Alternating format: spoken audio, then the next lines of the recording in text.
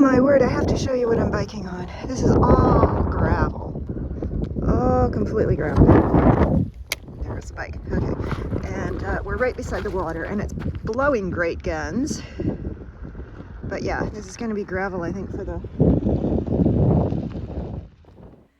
After leaving Southwold, the route took me along a road and then down this little gravel road beside the River Blythe, the mouth of which is actually Southwold's harbor. I went across this little bridge and down more gravel. Eventually it joined up with a paved road and I made better time.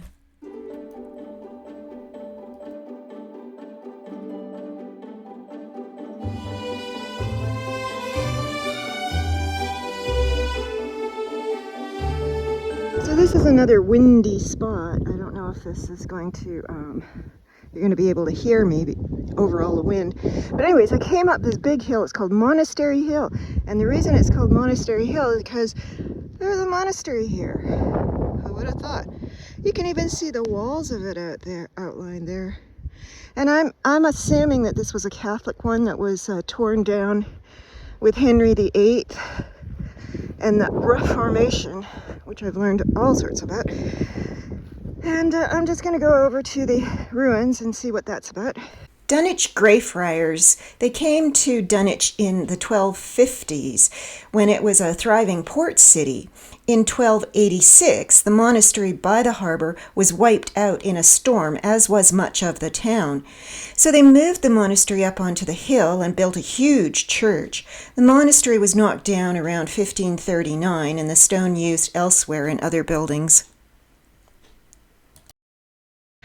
So although this is kind of interesting, there's really nothing left of this. And I don't know whether it was, all knocked down initially or whether it was partly knocked down and then time did the rest. But there's basically nothing here. And it looks like it was a pretty small building to begin with. Although they have quite a few acres and they have all that big stone wall. So there it is. So here I am, and what this is Dunwich Heath, and you can kind of see a little bit of the heather way over there. But what I walked down to was the beach. And here's the beach. A lot of rock, really, on the beach. There's a little bit of sand. Oh, there's people swimming. This is Dunwich Heath. The area was used in World War II for exercises and defense. After the war, the area returned to the town council. In the 1960s, there were issues with unregulated camping. Long-haired hippies in their VW vans, I assume. But with no running water, toilets, garbage facilities, the camping was becoming a problem. In 1968, the National Trust took over 250 acres and a mile of shoreline as a nature preserve. The day I was there, I saw several people on the trails, so I guess it's used. They also say that many birds and other wildlife have returned to the area. This map is showing how much coastline has been lost to erosion. The outer line is 1885, where the coastline was, and 105 meters have been lost. The dotted line is today's coastline. In Thorpeness, it's just north of Aldeburgh. It was specifically built as a holiday village by Glencairn Ogilvy between 1910 and 1940. He had the Mere, a 64-acre lake, built for boating. There's a golf course, tennis, tea house, and lots of holiday homes, and of course the red House in the Clouds. I only stopped here for a few minutes on my way. This is Aldeburgh, known for its fish and chips and just fish, really. I had 2 nights here because the hotel required 2 nights on the weekends and my schedule put me there on a Friday. It was too long for what I could find to do.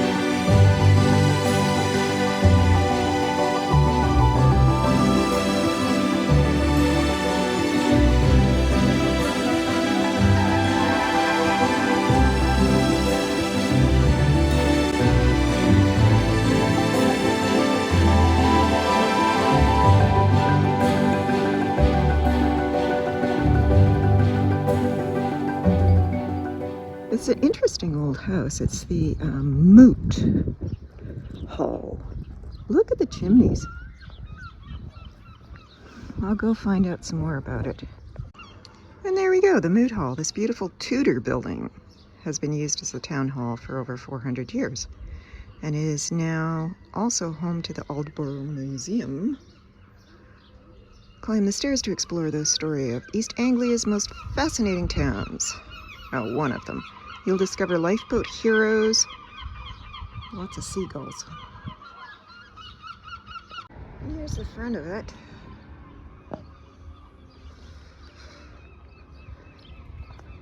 Tudor building.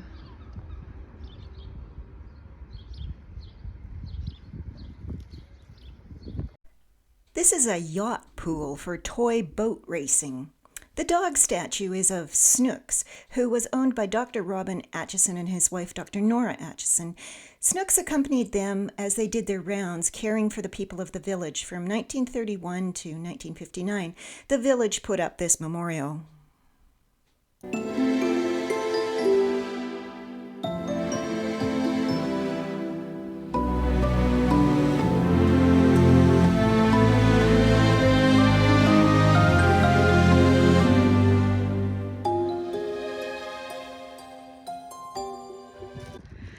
So I've come out here. This is called the Scallop. It's a little hike from the hotel, but it's metal of some sort.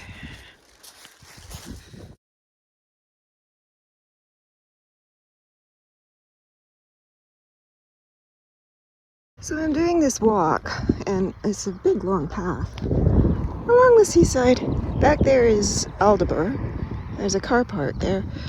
The parking is pay parking, and they actually had a guy, as I was walking by, they had a guy that was checking all of the license plates to make sure it was paid for, which is kind of bizarre because in the United States, that area, that would be free parking. Everything is pay parking here. No wonder they park on the sidewalks. If I continue on this, I'm going to get to Thorpeness, which is the village you can kind of see in the distance.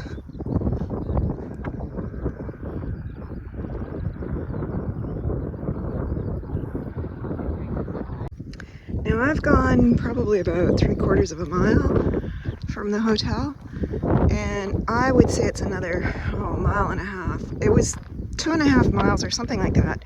3 miles, 2.5 miles, I don't know, from the hotel to this little place of Thorpeness.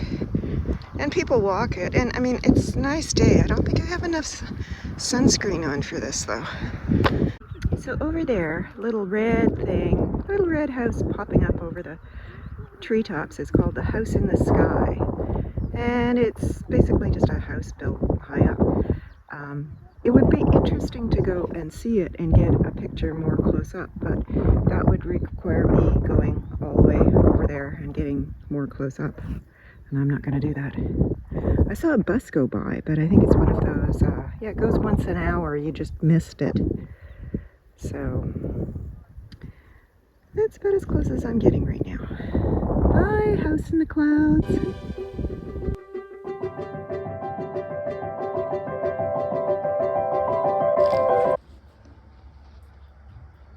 So I just came out the front door of this hotel, and sitting here is this little seagull chick again. Oh, Mr. Seagull chick. I don't think he can fly.